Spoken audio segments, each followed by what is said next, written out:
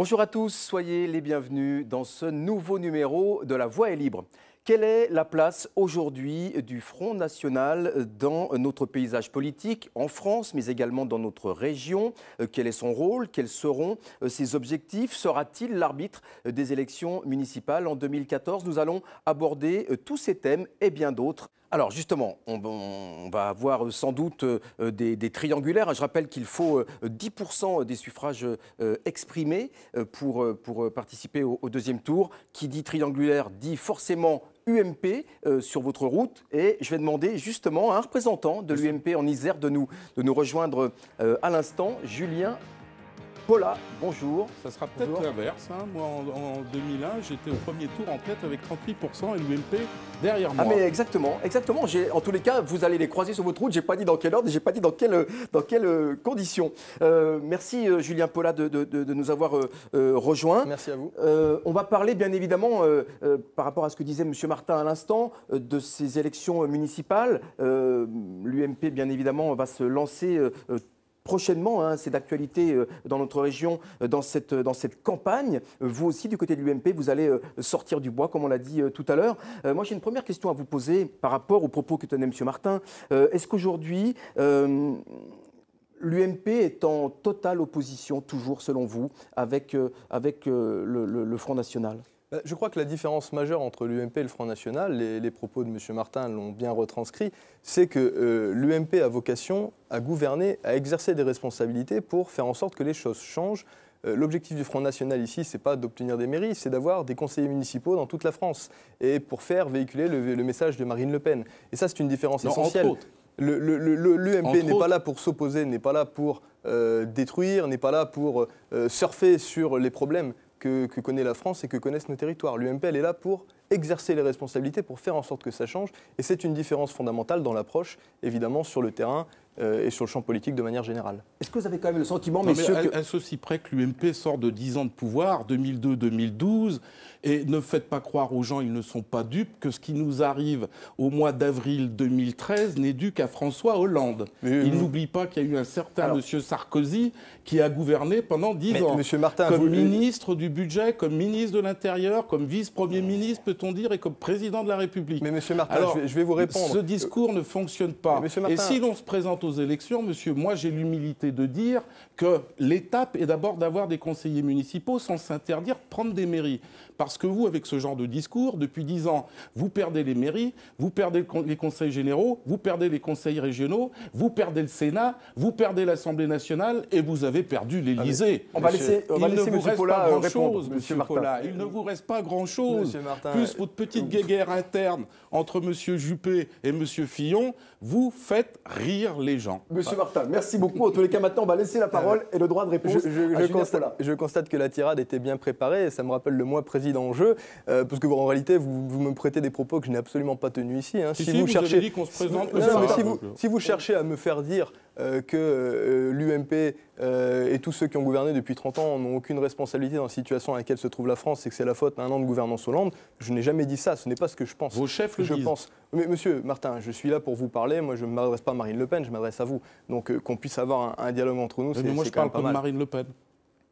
Oui, mais vous avez parlé comme Marine Le Pen, mais j'ai M. Martin en face de moi et on est là pour évoquer la situation des municipales. Donc l'UMP de l'Isère, c'est pas l'UMP de Paris. Non, mais alors, je voudrais rebondir sur vos propos, messieurs, parce que c'est vrai qu'il y a un sondage très intéressant qui vient de sortir il y a quelques heures. Il a été commandé pour Europe 1. Et vous allez voir, il est vraiment intéressant. C'est un sondage exclusif qui confirme effectivement que du côté des sympathisants du Front National, plus de 70%, 72% exactement, sont favorables à un rapprochement au cas par cas, en tous les cas pour les élections municipales de 2014. Et du côté de l'UMP, c'est 53%. C'est beaucoup aussi, hein, monsieur Paula, un sympathisant sur deux qui est favorable à un rapprochement avec le Front National. Ça vous pose un problème ?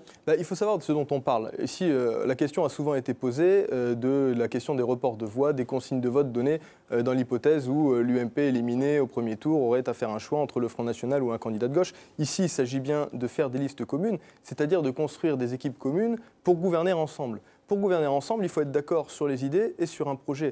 Aujourd'hui, ce n'est pas le cas. Moi, je vais vous dire, dans ma ville de Voiron, ça fait 6 ans que la ville elle est gérée conjointement par des écologistes et des socialistes qui ont fusionné au second tour, qui se sont mis d'accord pour partager des postes et des indemnités, mais qui sur le reste du temps ne sont d'accord sur rien. Moralité, ça fait 6 ans que la ville est paralysée, qu'elle est immobilisée parce qu'ils ne sont pas d'accord, ils n'arrivent pas à se mettre d'accord sur des sujets de fond. La ville donc n'évolue pas. Moi, c'est ce contre quoi je m'oppose, et donc je n'ai pas l'ambition que des petits accords électoraux nous conduisent à la paralysie des territoires. Donc je ne pense pas que ce soit aujourd'hui une bonne solution. Qu'est-ce qui vous sépare encore? Sur quel sujet de fond, tels que ceux que vous évoquez, vous êtes encore en divergence avec le Front National? Je vous dis, ne serait-ce que sur l'approche des élections, l'approche électorale et de la vie politique. Vous savez, le discours qui nous est traditionnellement servi, on y en a encore eu droit tout à l'heure, hein, le « tous pourris sauf nous ».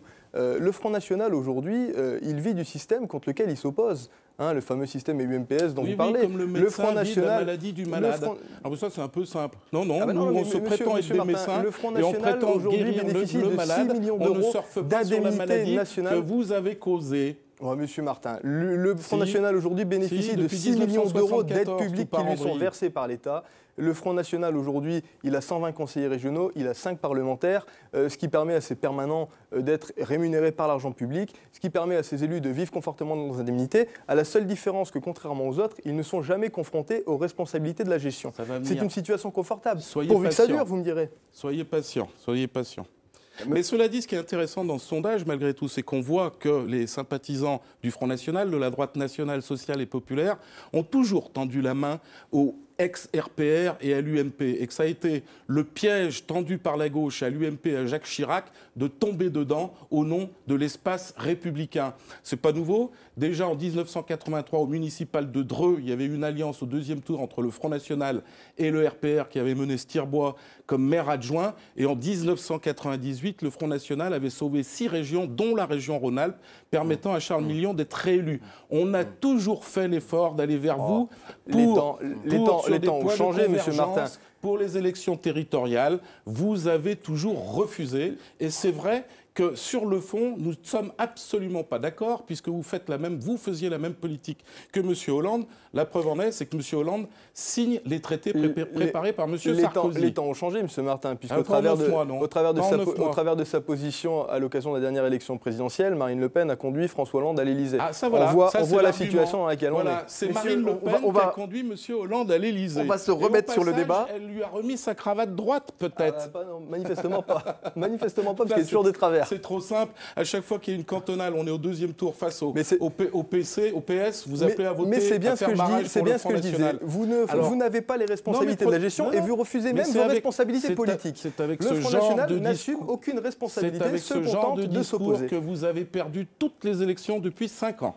Messieurs, je voudrais qu'on aborde un cas concret. 2014, triangulaire, deuxième tour, UMP, Front National.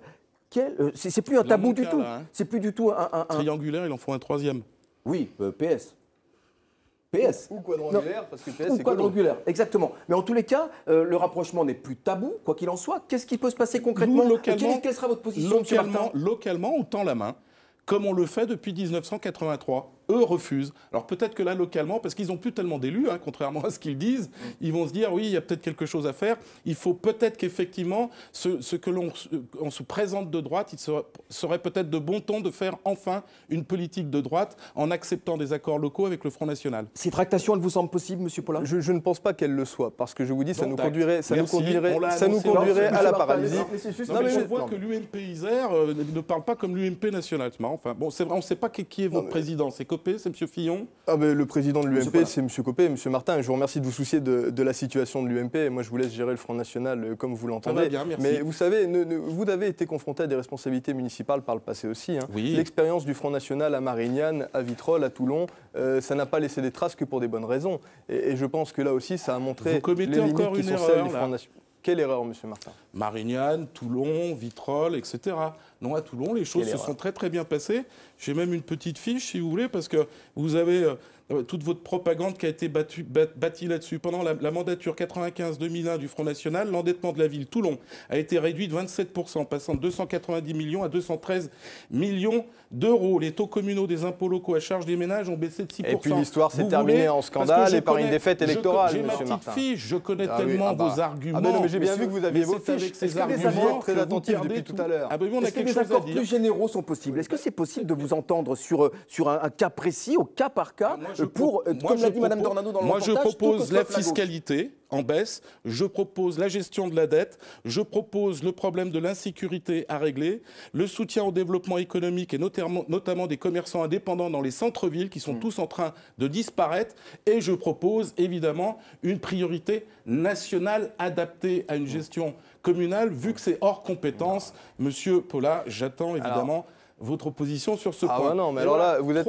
Monsieur Martin, vous êtes contre l'insécurité, contre les impôts, contre les embouteillages. Le problème des gens, c'est le pouvoir d'achat. Le problème des gens, c'est l'insécurité. On pourrait, si vous êtes de droite, se rejoindre là-dessus. Oui, Monsieur Martin, vous savez, le problème, c'est qu'il n'y a pas un candidat de droite comme un candidat de gauche qui vous dira qu'il est pour le chômage, qu'il est pour l'insécurité, qu'il est pour les impôts.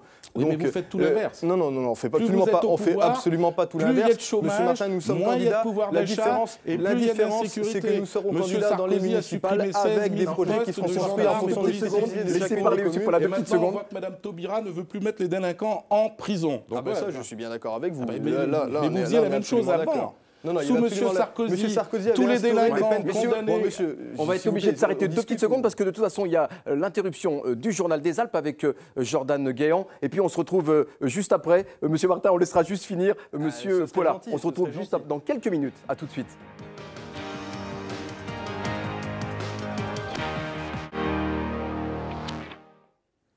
Voilà, retour sur le plateau de La Voix est libre. Le débat est animé. Monsieur Paula, je vous laisse répondre. Vous avez été interrompu il y a quelques minutes. Je vous laisse répondre maintenant à Monsieur Martin. Ouais, moi, ce que je voudrais quand même qu'on rappelle, c'est que quand on parle d'élections municipales, il s'agit avant tout d'élections locales. Et on a besoin, pour traiter des problèmes locaux, moi dans ma ville de Voiron, les problèmes auxquels je suis confronté, c'est des problèmes d'insécurité, mais c'est des problèmes de stationnement, des problèmes de construction d'un nouvel hôpital. On a besoin de réponses locales et donc d'avoir affaire à des candidats qui soient issus du cru, qui soient des gens qui tous les jours sont confrontés à ces problèmes et qui se rejoignent, qui constituent des listes pour les résoudre. Malheureusement, le Front National s'est beaucoup illustré ces dernières années, sauf exception, parce que des exceptions il y en a, je le concède bien évidemment. Le Front National s'est illustré par des candidats qui étaient souvent des parachutés et par des listes qui sont terminées de briques et de broc. Monsieur Martin, sur son blog, il y a encore quelques jours, expliquait qu'on pouvait être candidat sur des listes Front National en s'inscrivant avec son prénom, son deuxième prénom ou un nom de jeune fille, parce que si on peut être candidat sans que ça se sache, c'est mieux. Ce n'est pas ce dont a besoin nos communes. Et c'est aussi une des raisons qui fait que l'UMP s'engage pour résoudre les problèmes des communes dans lesquelles elle est implantée, pour y fournir des réponses. Et encore une fois, pas dans l'intention d'avoir 2 ou 3 conseillers municipaux d'opposition pour exister sur la scène nationale. Monsieur Paula, merci beaucoup en tous les cas d'être venu sur ce plateau aujourd'hui. Bon, de toute évidence, ça va être compliqué. Je vois que Monsieur Martin garde le sourire, mais vous avez gardé le silence. Merci d'avoir laissé parler Monsieur Paula. Mais je crois que ça va être compliqué en tous les cas, un accord entre vos deux partis. Il a de bonne lecture, il vient sur mon blog. C'est bien. Ah, je me renseigne, Monsieur Martin. Et puis, je vais vous dire, en bon républicain, j'écoute le discours que vous nous donnez et je ne me contente pas de l'évacuer d'un revers de la main, comme malheureusement vous le faites parfois un peu rapidement en ce qui nous concerne. Les électeurs nous le diront dans 12 mois. Absolument, on finit sur un point d'accord. Voilà, c'est très bien, ça sera le mot de la fin, le point d'accord. Et puis les prochains mois vont vraiment être passionnants. En tous les cas, c'est ce que laisse présumer ce débat entre vous deux, messieurs. Merci beaucoup. On va s'intéresser maintenant à l'actualité dans notre région. Je sais que vous êtes tous les deux très, très proches justement et que vous suivez cette actualité de près. On va retrouver tout de suite la première partie de la rétro de la semaine et puis on se retrouve juste après.